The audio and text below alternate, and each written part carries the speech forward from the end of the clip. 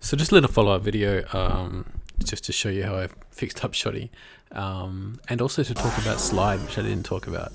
Okay, so I've made it a lot more consistent. So as long as you're pointing down at all, it will give you a very consistent amount of jump. A little bit higher as well. There we go, proof that it is not silly. You still can't clear a 5 high wall. I'm pretty sure you can't clear a 4 wall. This is 4 high, and yes, you still cannot clear that. But it is way more consistent, and it will also catch you, which I think is cool. So kind of like how the rails works. And here's another cool place you can actually use Shoddy as well. Should be able to get you up there.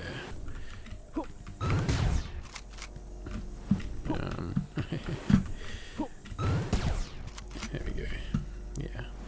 So yeah, I mean that's not meant to be like that. That's why it's not super reliable. That's fine. But if you get good at it, this is something you can do. There we go. I think if you shoot it earlier on in the jump, you get a better impact. You get a better boost. Alright, so there we go. Yeah, cool.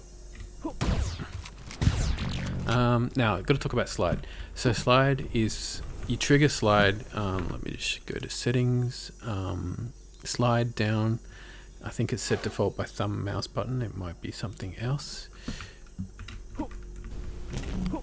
It's kind of a crouch slide, and when you're sliding you get a tighter turning circle and more fine control over your direction. So let's just find a tight-ish corner to demonstrate. Now you can't really turn hugely tight corners when you're running. This is about as tight as you can go, and the faster you're going, the harder it is to turn a tight corner. So you can see now my glitch meter on the bottom left there is full, which means I'm going pretty fast. If I get a run up, I can get up to like 900. There we go. But I can't turn corners very tightly. Now if I activate slide, I can. Not only is it good for turning these tight corners, it is also good for queuing up a jump. So when you're running at speed and jumping along, you hold space. That means wherever you hit the ground is where you jump from.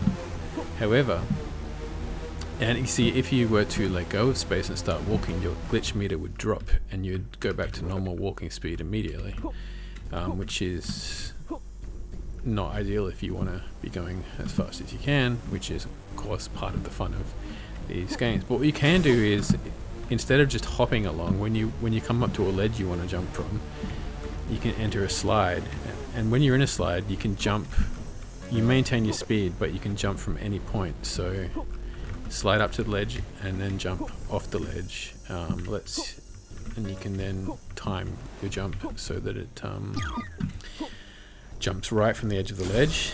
How many different ways can I explain this? And once you get used to it, you slide up to ledges. You slide up to every single ledge when you want to clear any kind of gap.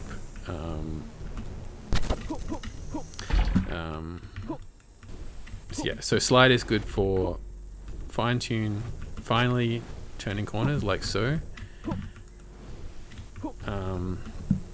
And also timing jumps. So let me give you an example here, right from the ledge, and added a Shoddy in there for good measure as well. Slide, jump. Here's another place you would do that, slide, jump. Just to make sure that, you see, if you're doing that just with jumping, you're not sure exactly when your jump's going to be triggered. It might not be right at the edge of the ledge, but if you slide, you're guaranteed to be jumping right at the end. Now if you don't jump out of a slide, it will automatically jump for you right at the end of the slide, which of course is meant to mess you up a little bit, because it's harder to time. There's a good use for the Shoddy jump, by the way.